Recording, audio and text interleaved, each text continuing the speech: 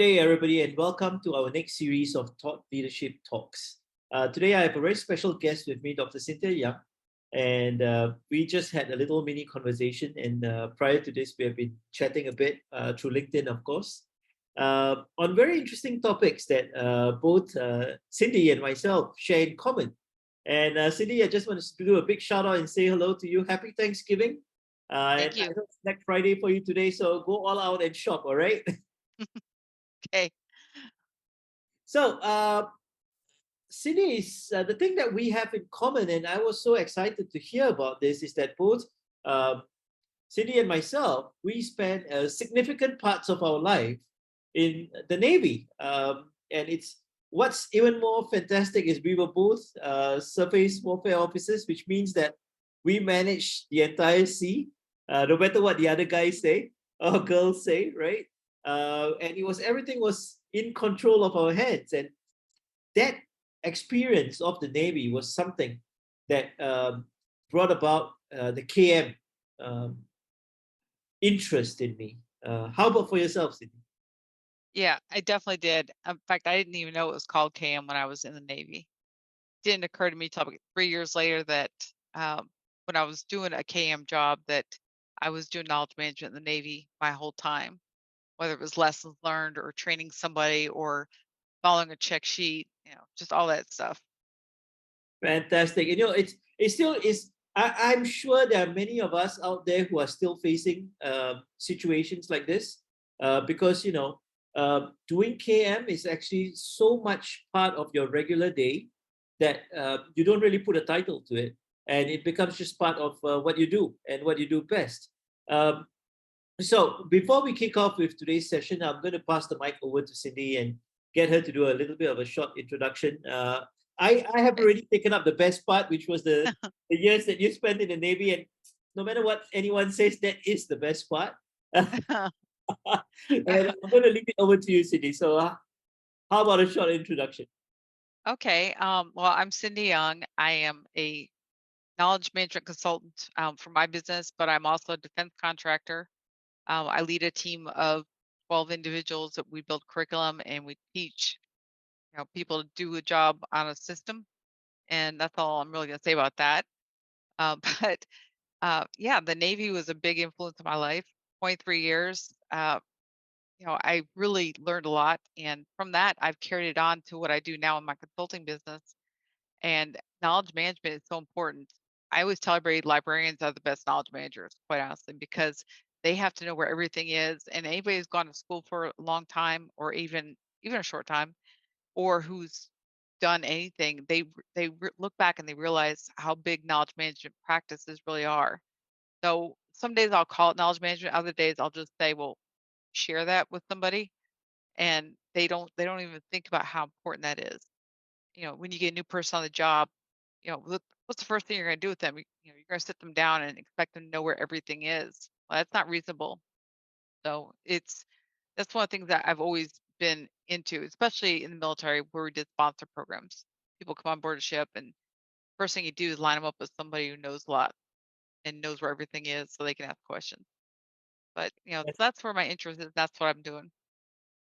I like it. I like it, Cindy. I like how you actually simplify so many things because I was looking through some of your work, and one thing that really caught me was the what is KM infographic that you did. I found it simple, easy to digest, and easy to understand. And like you said, from the Navy and how you had to do what you had to do when you were on deck, and coming to where you are today, where you're actually doing training. What was that impetus of designing that infographics? And if you can share with us a bit more about it. Oh, well, the infographic, I get a lot of templates from, of course, we don't all create everything ourselves. So I get templates from this great company, and I tailor them to knowledge management. And the only thing that I'm really tailoring is make sure my words are in there because everything else good. And of course, I love coffee, so I put a cup of coffee in there. But I when I do the templates, thinking, what is it that I would tell somebody? Not what is it that I'm going to research and look up in a book or papers. So I try to make it simple because no one really wants to hear, you know, a statistic, that's so far down the line that you have to go and research how to even do that mathematically. So that's why I try to keep them simple. So I have one of my infographics up here, and I put knowledge is everywhere, but man must be managed to be profitable because it does. I mean, it's simple. If you have somebody retiring, they're gonna leave, and they're gonna take all that corporate knowledge with them. Yep. So you can't just have somebody come in 2 weeks later and have them turn over with somebody, and to have the one person that's been there for years just leave. You gotta have something in place. And we all think we manage knowledge well, and I know I am a big person who wants to manage knowledge and capture it and use a filing system, so to speak. But I'll tell you, when I go into my emails, I use the search button and tell it to find something or find a name. Oh, where did I put that? Because I file too much stuff. So that's something I got to work on for me. But knowledge management, I think it's everywhere. You just got to know how to recognize what's important to you. I picked up something that you just said, about the corporate need, and when people are leaving, I guess post COVID, we did have this a bit of a vacuum being created. Either in the point of people retiring, or because people were retiring, everyone was shifting. There was a bit of a musical chairs going on. I know they have termed it as the Great Resignation, but Yeah. that was really a threat to KM because we were having so much of knowledge that was shifting places. Um, Yes. why with the sharing that you did with regards to the corporate knowledge example, right? Why do you think that there is a need for KM today for businesses to be successful? Well, you can't ever predict when somebody's going to just decide to quit or when somebody's going to decide to take a different job elsewhere. Because, if I wanted to take a job elsewhere, I'm not going to go to my boss 6 months ahead of time and say, I'm starting to look for a new job. Unless I'm really ballsy. I'm not going to do that. It's just, it's a matter of, keeping what's good for your organization, what's good for your company, relative and available. So, if you go and you're looking at who has what knowledge, it's important to know how to handle it. You know, I have somebody on my team who was going to go home and get some work done today. He wanted to work from home on Black Friday, which I'm fine. Take your computer home. But I told him, I said, work on the shared drive. Don't work on your local computer. He's like, well, why? I'm going to bring my computer back. I'm like, yeah, but what happens if you spill something on your computer? What happens if you drop your computer? Because that happens. We have insurance on our computers, but we don't have insurance on that knowledge if somebody's working making all those changes. And if you don't save your file, often, and you're gonna get very frustrated, and you're not gonna come up with the same product that you had 5 minutes before that. So it's that's kind of what the Great Resignation's doing. People resigning, people leaving, people retiring, deciding that COVID was a big wake up. They want to spend more time with their families. They're gonna quit thinking about the knowledge the company has that very moment. It's not gonna be a priority. Yeah. And I can tell you in 15 years, hopefully I'll be retired. And I'm not gonna think about anything on the job I did. I'm gonna stop thinking. And same thing happened when I put my retirement papers in the Navy. I put my retirement papers in, and it took a while for it to be authorized and then finally for me to retire. But I'm telling you, I didn't think twice. And once I put the papers in, I'm like, I'm done. Yeah. I taught classes, but I didn't look at it, okay, who needs to know this? That very moment really stopped. So, and you And have we no, just found your another thing in common. yeah, I mean, and your people don't have any loyalty in they're not responsible for making sure that all that knowledge is passed down. That's something that's got to be part of your culture. Right. So if you don't make it part of the organizational culture, it's not gonna be helpful. And people aren't gonna think about it. They're gonna go about their business. Oh yeah, so and so's retiring next year. Well, what does that mean to them? That means that they need to hurry up and get somebody in place, but a lot of companies won't pay for that. They won't pay for somebody to sit on the sidelines for 6 months, do turnover with somebody. So what else can you do? You can file things, you can tag things, and you can train other people who already work there to help do turnover. But So you brought up this term. You brought up culture. Something that's really been. I think it may have been a bit more simple a couple of years ago. Today, when we are globally networked, we are globally dispersed, even at yes, workplace with remote working and everything. Um, how is KM and inclusivity coming into it? I know you did a Yeah. little TED talk. I mean, you did a TED talk, and I like I shared with you, I've heard it, and Mhm.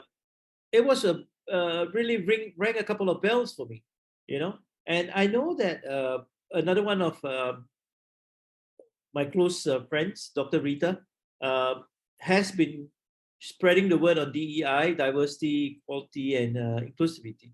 But this need of inclusivity and KM, why is it important, especially right now? And why is it important for us to bring back this concept of employee trust in this post-COVID Mhm. era? Well, because a lot of times when you look at somebody for knowledge, you automatically defer to the person who's been there forever or the senior person. And you got to remember to include the more junior people or the quiet people, because the quiet people may have all that knowledge. You just don't know it because you haven't bothered to talk to them. And so when we look at inclusion, it's important that we bring everybody in, because if they don't feel like you trust them enough to talk to them, they may not be willing to share what they know. And so they may have the key to the golden ticket, so to speak, to telling you where things are. But if you don't include them, they're not going to feel wanted. They're not going to feel like part of the team. They're not going to share what they know, and they may just leave knowing what you know. And then when they go to a competitor and they ask them some questions, since they're being relied on and talked to and trusted, they may give them all the information that you guys had and all the knowledge.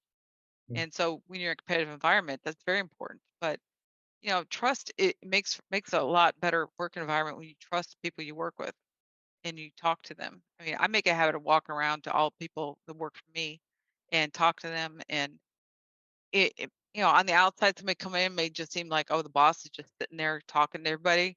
But no, I'm talking to them because I actually care about what they're doing. And that's when I get all the conversations that I find out, oh, I have problems with this. Oh, and I bring somebody else in their cubicle or their office and say, hey, you need to talk to this person about this. And that's really been helpful. And I make a habit of not keeping, I don't keep, I keep personal stuff personal, if they come talk to me. But for instance, this past Monday, we have a monthly managers meeting. And so I get all the stuff from HR saying what the new programs are coming up. And they say, well, we'll tell your people about this in a couple weeks. I take that because there's nothing specific that's going to call it anything. And there's nothing that's not supposed to be shared with them. It's just shared later. I send it to them with notes every time at every meeting I have online with my government customers. I share the briefs that they send me with my team, because my team, I don't know who needs to know what all the time, so I give them the presentation, and they told me that really makes a difference, because our last boss, he was a great guy, but he just didn't do that. It wasn't a habit of his. But I've really seen a difference in my team as far as what they come to me. They ask me, "Oh, do you have a latest on this? Do you know when the installation date is on this? Do you know where I'm training this?" And so I give it to them, and they have a little more know what's going on. They don't feel like a mushroom kept in the dark. And I guess listening to what you say, it so brings up that sense of belonging. You know, when we feel that we are part of the team, I guess then, commitment is there, effort is there. There's always that, just like the example that you said earlier, where you had a staff who's going to be doing some work on Black Friday, and Mhm. making sure that he's got the right equipment, and that everything's well taken care of, and he doesn't lose stuff. I Yeah. think that extra effort makes a lot of difference. And in the world of KM, that actually it becomes an effervescence to culture. It kind of boils it over, and starts to spread, the fragrance of the benefits of knowledge sharing, how we can do things better, uh, what works and what works best. Of course, at the right place, at the right time, in the right medium, and best of all, at the right cost. Uh, the future of KM, what are your thoughts? Well, as much as I hate to say this, I think technology is really going to grow in KM to make things easier for people, just because there's so much knowledge out there that's being captured that you've got to have some sort of way to capture it and keep it somewhere. and make it easy for people to access. I'm more of a human-centric knowledge management person. I believe in the people first, but technology, you definitely need that to back up. So I think there's maybe a lot more growth in that. And so anybody who has an IT background and has knowledge management background, I think when they put together, they're going to be powerful, really powerful. Awesome.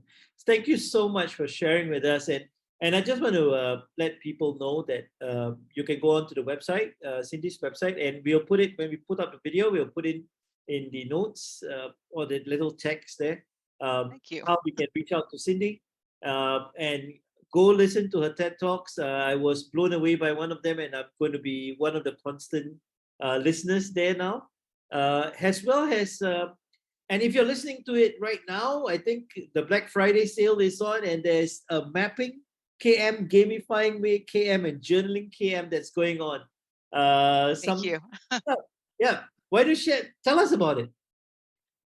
Well, it's three projects, and actually, I did it in conjunction with me learning something new. I learned how to build a funnel, which is, technically it's marketing, and you're basically building your sales page and all that. So I learned all about that, and I'm hoping to teach it to some other people. Just kind of give them my pain points, so to speak, because I'm definitely not an instructor in that. But journaling knowledge management is it's a large journal. It's not meant to be, you go in there and write every day what your thoughts are, but it gives you a lot of KM opportunities, habits to build.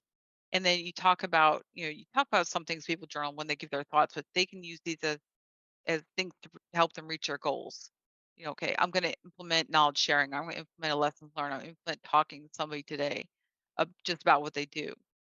And then gamification, I have 10 non-games because we gamify all the time. When we go buy our coffee, or we go pick an airline to fly on because we get frequent flyer miles, and that gives us discounts. That's all gamification. So I give 10 ways you can gamify the workplace so that you can use knowledge management practices, such as like there's a virtual scavenger hunt, there's a regular scavenger hunt where you're going, virtual. We do this at my company, the company I work for, and we go on and we'll have to find where things are, and we get entered into a drawing. And because I work for a big company, they have big prizes, but there's things you can do that are like, I think I have 8 recognition based, where you recognize how well somebody's doing. That's really what people need. They need to be recognized, whether they're in person or not. And my final thing is mapping knowledge management, because I have a 6-step process I've used when I was doing business development as a collateral duty. And so business capture, when you're capturing explicit knowledge and tacit knowledge, and you're really helping build a picture. And a picture's worth 1,000 words, but you build a picture and everybody can start asking questions. And you don't necessarily, this is where you don't want to have a single I got an A team. You want to pull people in that maybe have worked for the competitor or worked for the contract you're trying to win, and bring them in and use these 6 steps for brainstorming anything. But those are my 3 options. You can buy one or buy Fantastic. all. So it's out there. We will send you links to make sure that you can get connected to Cindy on LinkedIn, and you can get connected to her webpage and to this enormous knowledge asset with the infographics, with this. I really like the title of Journaling KM, and I want to really read more about it and figure it out.